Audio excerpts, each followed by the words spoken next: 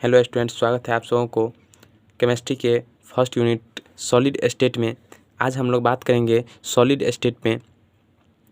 Solid state होता क्या है, सॉलिड स्टेट किस ब्रांच के अंतर्गत आता है, सॉलिड स्टेट में क्या पढ़ना है, इन सभी विषयों पर आज हम बात करेंगे। तो जानते हैं सॉलिड स्टेट होता क्या है। That branch of physical chemistry in which we study about solid substance. Physical chemistry का वह ब्रांच, फिजिकल केमिस्ट्री का वह भाग जिसमें हम लोग अध्ययन करेंगे सॉलिड सब्सटेंस के बारे में, ठोस पदार्थ के बारे में, एंड देयर क्रिस्टल स्ट्रक्चर, और उसके crystal structure and properties is termed as solid state. That branch of physical chemistry, physical chemistry का वह ब्रांच जिसमें हम लोग अध्ययन करेंगे सॉलिड सब्सटेंस यानी ठोस पदार्थ के बारे में, एंड देयर क्रिस्टल स्ट्रक्चर, और उसके क्रिस्टलीय स्ट्रक्चर, क्रिस्टलीय आकृति, एंड उसके प्रॉपर्टीज, उस क्रिस्टलीय आकृति के प्रॉपर्टीज, गुण के बारे में अध्ययन करेंगे। उसे क्या कहते हैं सॉलिड स्टेट। उसे क्या कहते हैं सॉलिड स्टेट। तो सबसे पहले ये सॉलिड क्या होता है, That substance which have definite shape and definite volume, are termed as solid। वैसा सब्सटेंस जिसमें डिफिनिट शेप, निश्चित आकार हो, डिफिनिट वॉल्यूम, निश्चित आयतन हो, उसे क्या कहते हैं सॉलिड कहते हैं। प्रॉपर्टीज ऑफ सॉलिड, ठोस के गुण। Have definite shape, definite volume and definite mass, जिसके पास निश्चित शेप, निश्चित आयतन और निश्चित द्रव्यमान हो। Intermolecular force are strong. किसी भी सॉलिड का इंटरमॉलिक्यूलर फोर्स, आंतरिक बल स्ट्रॉन्ग होता है, मजबूत होता है। उसका मॉलिक्यूलर बल जो होता है, मॉलिक्यूल का जो फोर्स होता है, मॉलिक्यूल में जो फोर्स लगता है वो आपस में स्ट्रॉन्ग होता है, मजबूत होता है। जैसे कोई लकड़ी का टुकड़ा ले लीजिए और उसमें देखिए, उसको जो काटिएगा तो जल्दी नहीं कटाएगा। क्यों? क्योंकि उसमें आंतरिक बल जो है, उसके में मॉलिक्यूल का जो फोर्स है वो स्ट्रॉन्ग है, मॉलिक्यूल का फोर्स स्ट्रॉन्ग है। उसको काटने पर जिसे कहते हैं कुन्नी निकलता है ना, उस कुन्नी, वही मॉलिक्यूल कटा कर आपको गिरता है, उसी को आप क्या कहते हैं कुन्नी जो कहते हैं, वही मॉलिक्यूल होता है।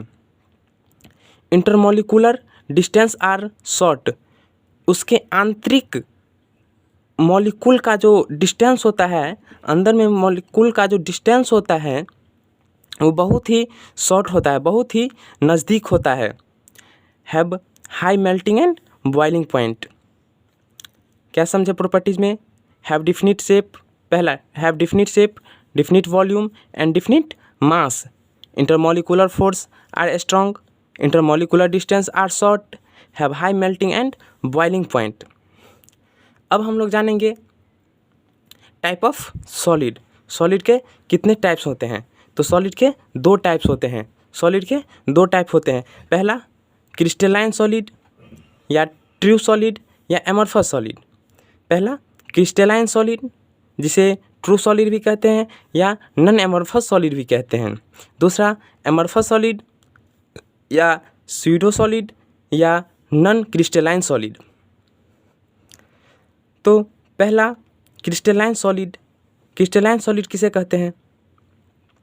That solid which have crystal and regular arrangement of constituents is termed as crystalline solid. That solid which have crystal and regular arrangement of constituents, वैसा solid जिसके पास क्रिस्टल हो, regular arrangement of constituents. Regular arrangement of constituents का मतलब नियमित सजावट, उसके अंदर में जो कॉन्स्टिट्यूएंट्स होगा वो नियमित रूप से सजा होगा। कॉन्स्टिट्यूएंट्स का मतलब एटम, मॉलिक्यूल्स या आयंस। जैसे कोई मकान बना है, उसमें ईंट, सीमेंट, बालू, जितने भी सारे सामान लगते हैं वो क्या है, उस मकान के लिए कॉन्स्टिट्यूएंट्स है। इसी प्रकार किसी सॉलिड में जो एटम, मॉलिक्यूल्स या आयंस होते हैं, एटम, मॉलिक्यूल्स या आयंस होते हैं, वो क्या होता है, कॉन्स्टिट्यूएंट्स होता है। That solid which have crystal and regular arrangement of constituents is termed as crystalline solid. Example of crystalline solid: diamond, graphite, sodium chloride, quartz, etc। यहाँ से आप लोगों को 1-2 ऑब्जेक्टिव पर ईयर बोर्ड में आता है। क्रिस्टलाइन सॉलिड का example: diamond, graphite, sodium chloride, quartz. Diamond हीरा, ग्रेफाइट जो पेंसिल में लगा होता है वैसे को क्या कहते हैं, ग्रेफाइट। सोडियम क्लोराइड नमक। क्वार्ट्ज एक पत्थर होता है जो रिंग यानी अंगूठी के पर लगाया जाता है, उसी को क्वार्ट्ज कहते हैं, इत्यादि।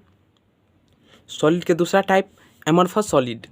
Amorphous solid that solid which have no crystal and irregular arrangement of constituents.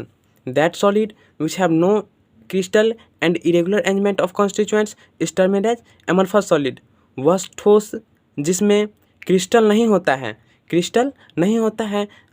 And irregular arrangement of constituents and irregular arrangement of constituents is termed as amorphous solid। वैसा सॉलिड जिसमें क्रिस्टल नहीं होता है और उसके कॉन्स्टिट्यूएंट्स इरेगुलर, अनियमित रूप से सजा होता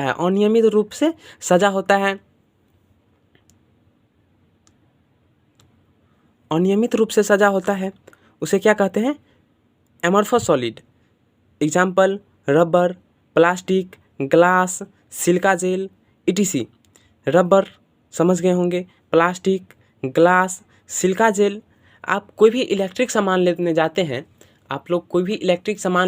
हैं, तो उसमें कोई भी इलेक्ट्रिक हो, चाहे कोई लोहा वाला सामान हो, स्टील वाला हो, उन सभी में सिलिका जेल का एक छोटा सा पुड़िया रहता है, उसमें काले रंग का कोई सब्सटेंस रहता है, कोई पदार्थ रहता है, वही क्या रहता है, सिलिका जेल।